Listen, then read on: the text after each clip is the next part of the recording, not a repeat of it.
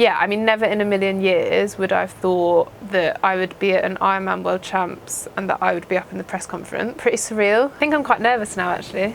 It's still a bit mad to think that I'm competing with them. And yeah, I think like it's very human to have doubt.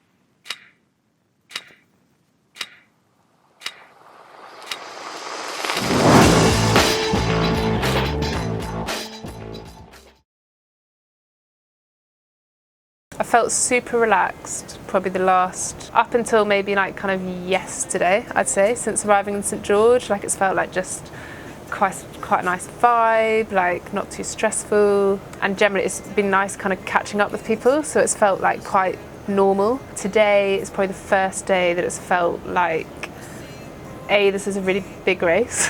Obviously it's a big race, but today it kind of felt more like that, I guess, with doing some of the media and having the pro briefing, getting a bit of a last minute call up to be part of the press conference. Pretty surreal, like sitting up on a stage with women that I've kind of looked up to and idolised a bit for the last like 5-6 years absolutely, yeah, I say kind of, no, like people like Daniela, I'd say like Daniela in particular, right, because just her track record, she's got so many world titles, plus she's so kind of humble and like down to earth with it. So I think I like the fact that she's not always hashing out the social media, and she's just got the results, she backs it up with the results, and she doesn't have to do all the other kind of stuff. People like Daniela, and then you've got like Annie, who's obviously defending champion. Again, actually is very humble with it. Got Lisa, who's like a silver medalist from the Olympic. And then like Sky and Heather, who, yeah, again, between them, they've got lots of wins.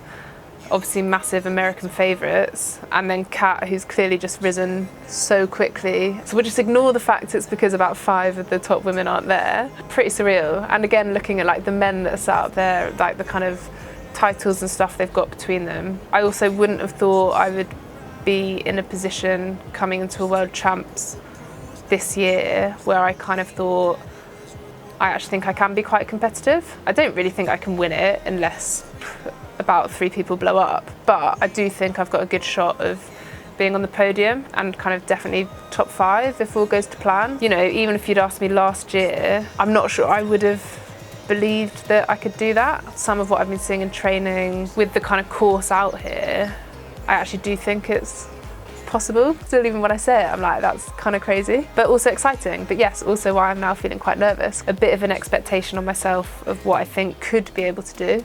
And again, it's an Ironman, lots of things can happen. So like excited and nervous. Dream, I think podium, top 3. I mean, top 5 is still dream result, right? Mainly being able to look back, and I know like everyone kind of says this and it's a bit of a cop-out answer, but like if I feel that I've put together a really good race, that's still also a dream result, because it doesn't often happen in an Ironman that you string together like a generally really good day. Like I don't want to be doing it to not be competitive. Like I want to be able to be competitive. I'm obviously like a competitive and ambitious person. Yeah, I think like if I had my dream race and I was way back down the field, or like 30 minutes behind the winner, I'd be seriously questioning, can I get that much better?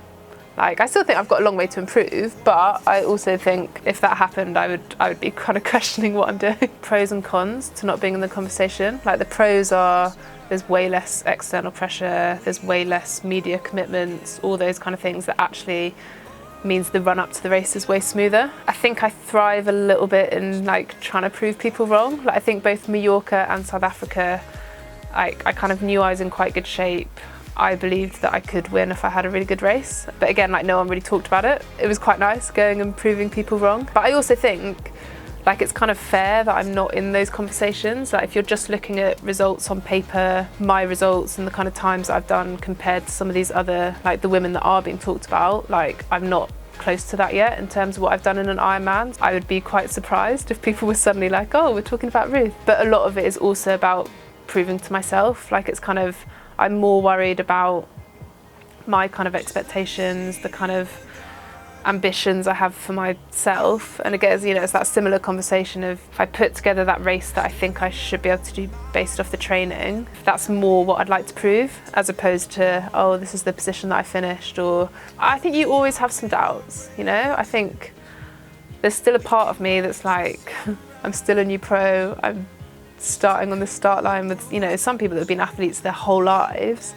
It's still a bit mad to think that I'm competing with them. And yeah, I think like it's very human to have doubts, you know, like I have moments during the day where I'm like, don't be so ridiculous, like of course you're not going to be in the top 10, who do you think you are? And then other moments where I'm like, no, like I think I can do it. It's very human to have those like ups and downs. I think also all it takes is, you know, like the other day, yesterday, I went and swam in the lake, and having had like 2 good swims in a row, I had an absolute shocker of a swim, like I felt dreadful, couldn't hold on to Al's feet at all, felt really shit, and I was like, oh, I can't swim. Whereas like literally like the day before I've been like, oh, I'm swimming really well, I'm going to be with that main pack. It also, yeah, like the kind of sessions that you have can make a massive difference in terms of how you feel. And that's why I think Ironman was also quite interesting, because I think so much of it is that mental game of like, there's obviously going to be quite a few times when like you're probably not feeling great, or like something might have gone slightly wrong, or you think, you know, like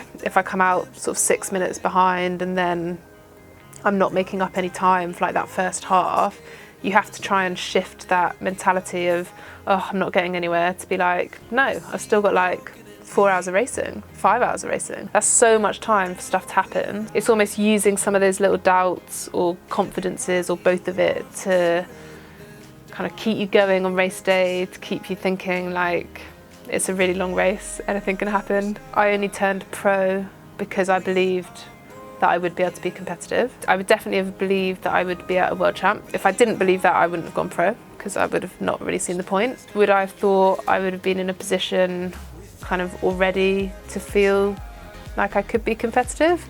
Like probably not. I think in my head I had, when I went pro, give it kind of 4 or 5 years of like actually being at a point where you feel that you can be at a world championship and be competing. Again, we'll see, right? I have these like the dreams and the thoughts of what I think might be possible, but ultimately we'll see what happens on Saturday. Like I might come out of Saturday and be like, okay, it's still going to be another 2 years before I'm going to be anywhere near competitive. Cool to think that you can kind of change your life that quickly.